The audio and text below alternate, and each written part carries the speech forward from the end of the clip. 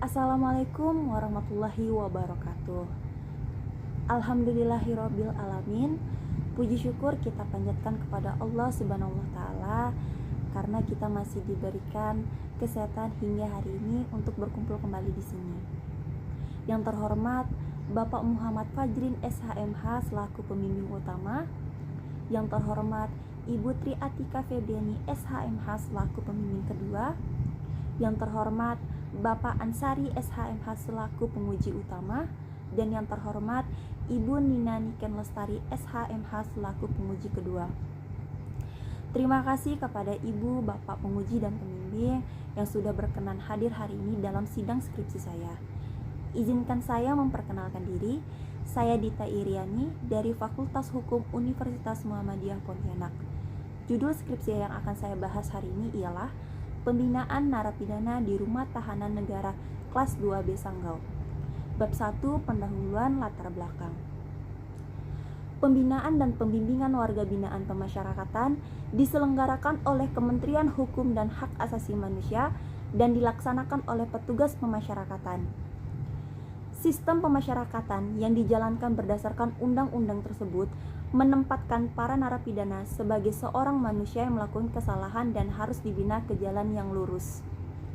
Hal itu ditunjukkan dengan penyebutan narapidana menjadi warga binaan pemasyarakatan atau WBP.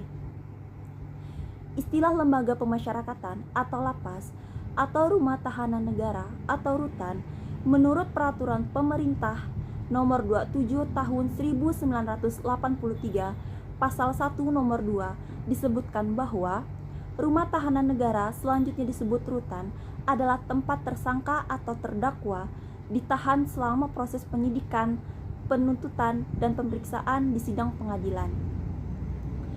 Kasus-kasus tersebut menunjukkan adanya persoalan yang serius di dalam rutan yang dapat menyebabkan kurang efektifnya pembinaan narapidana. Dan untuk itu, mengetahui persoalan yang terjadi di dalam penyelenggaraan pemasyarakatan, apakah sudah sesuai dengan peraturan perundang-undangan yang berlaku, untuk jalan penyelesaiannya, maka perlu dilakukan sejumlah penelitian. Oleh sebab itu, penulis tertarik untuk membahas skripsi ini dengan berjudul Pembinaan Narapidana di Rumah Tahanan Negara Kelas 2B Sanggau. Rumusan masalah. Berdasarkan latar belakang yang sudah diuraikan di atas, dapat dirumuskan permasalahan sebagai berikut. 1. Bagaimana pelaksanaan pembinaan narapidana di Rumah Tahanan Negara Kelas 2B Sanggau?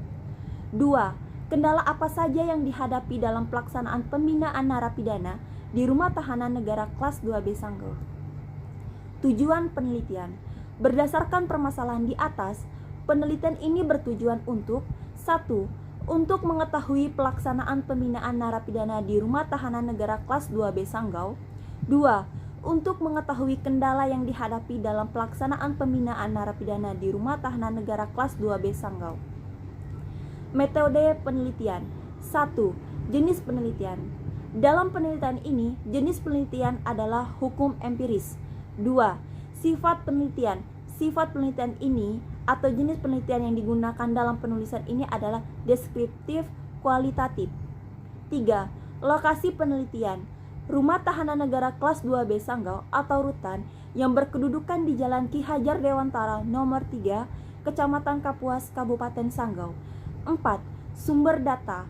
Data primer yaitu data yang diperoleh dari wawancara langsung.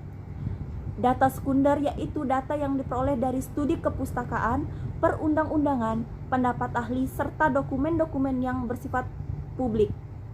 5. Teknik pengumpulan data. Teknik ini meliputi penelitian lapangan, penelitian kepustakaan, dan dokumentasi. Tinjauan pustaka. 1. Pengertian narapidana. Narapidana orang yang melakukan tindak pidana dan berdasarkan keputusan pengadilan ditetapkan sebagai terpidana yang menjalani masa hukuman di lembaga pemasyarakatan, namun tetap memiliki hak-hak yang tetap dilindungi dalam pemasyarakatan di Indonesia. 2. Hak-hak narapidana atau WBP.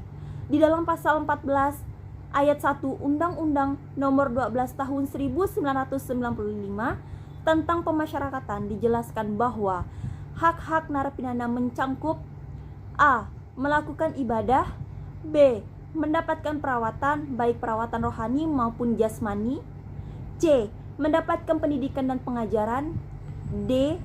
Mendapatkan pelayanan kesehatan dan makanan yang layak. E. Menyampaikan keluhan. F. Mendapatkan informasi. G. Mendapatkan upah atau premi atas pekerjaan yang dilakukan. H. Menerima kunjungan. I. Mendapat pengurangan masa pidana atau remisi. J. Mendapat kesempatan atau berasimilasi termasuk cuti mengunjungi keluarga atau CMK. K. Mendapat pembebasan bersyarat atau PB. L. Mendapat cuti menjelang bebas atau CMB. M. Cuti bersyarat atau CB. Dan N. Mendapat hak-hak lain sesuai dengan peraturan perundang-undangan yang berlaku. 3. Pembinaan narapidana. 1. Pengertian pembinaan narapidana. Pembinaan narapidana adalah sebuah sistem. Sebagai suatu sistem, maka pembinaan narapidana mempunyai beberapa komponen yang bekerja saling berkaitan untuk mencapai suatu tujuan. Sedikitnya ada 14 komponen, yaitu falsafah, dasar hukum, tujuan, pendekatan sistem, klasifikasi, pendekatan klasifikasi, perlakuan terhadap narapidana, orientasi pembinaan, sifat pembinaan, remisi, bentuk bangunan narapidana, keluarga narapidana, dan pembinaan atau pemerintah. 2. Tujuan pembinaan. Tujuan pembinaan adalah pemasyarakatan, yakni dapat dibagi ke dalam 3 hal, yaitu 1. Setelah keluar dari lembaga pemasyarakatan, tidak lagi melakukan tindak pidana.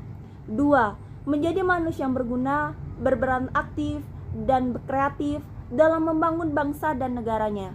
3. Mampu mendekatkan kebahagiaan diri kepada Tuhan Yang Maha Esa dan mendapatkan kebahagiaan di dunia maupun di akhirat. 3. Metode pembinaan. Beberapa hal dari metode pembinaan dapat diuraikan sebagai berikut. 1. Metode pembinaan berdasarkan situasi. 2. Pembinaan perorangan. 3. Pembinaan secara berkelompok. Dan 4. Pembinaan auto-sugesti.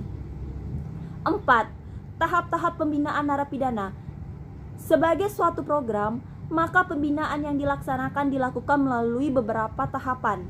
Pembinaan dilaksanakan melalui 3 tahapan sebagai suatu kesatuan proses yang bersifat terpadu, yaitu 1. Pembinaan tahap awal. 2. Pembinaan tahapan lanjutan. 3. Pengakhiran pelaksanaan pembinaan tahap akhir. Pembahasan permasalahan 1. Bentuk-bentuk pembinaan. 1. Pembinaan kepribadian, meliputi pembinaan mental kerohanian, pembinaan jasmani, dan pembinaan berbangsa dan bernegara. 2. Pembinaan kemandirian, meliputi pembinaan pembuatan kerajinan tangan, pembinaan menjahit, pembinaan mencuci mobil atau motor, dan pembinaan berkebun. Pembahasan permasalahan 2. Kendala dalam pelaksanaan pembinaan narapidana di Rumah Tahanan Negara Kelas 2B Sanggau. Adapun kendala dalam pelaksanaan pembinaan yaitu 1. Faktor pendidikan. 2. Sarana atau prasarana. 3. Jumlah petugas. Dan 4. Pemasaran hasil keterampilan yang terbatas. Kesimpulan. Pembinaan narapidana di Rumah Tahanan Negara Kelas 2B Sanggau dilaksanakan dalam bentuk pembinaan kepribadian dan pembinaan kemandirian sebagaimana yang diatur dalam pasal 2 Peraturan Pemerintah Nomor 31 Tahun 1999 tentang pembinaan dan pembimbingan warga binaan. Pembinaan kepribadian seperti mana paling atau masa pengenalan lingkungan saat pertama kali masuk rutan. Pembinaan kerohanian melalui pembelajaran membaca Al-Quran, sholat, penyuluhan agama, khotbah, dan kegiatan keagama lainnya. Serta pembinaan jasmani melalui senam pagi, tenis meja, dan takraw. Sedangkan untuk pembinaan kemandirian dilakukan dengan memberikan pelatihan keterampilan kepada narapidana seperti pembinaan kerja melalui kerajinan tangan, menjahit, dan pemanfaatan barang bekas. Adapun yang menjadi kendala dalam pelaksanaan pembinaan narapidana di rumah tahanan negara kelas 2B Sanggau adalah faktor pendidikan narapidana yang berbeda-beda. Terbatasnya sarana atau prasarana, kurangnya jumlah petugas, dan pemasaran hasil keterampilan yang terbatas. Berdasarkan beberapa hambatan yang dihadapi di rutan kelas 2B Sanggau, maka penulis menarik kesimpulan bahwa pembinaan terhadap narapidana yang ada di dalam rutan kelas 2B Sanggau belum berjalan maksimal atau belum efektif sebagaimana mestinya. Sekian dan terima kasih. Assalamualaikum warahmatullahi wabarakatuh.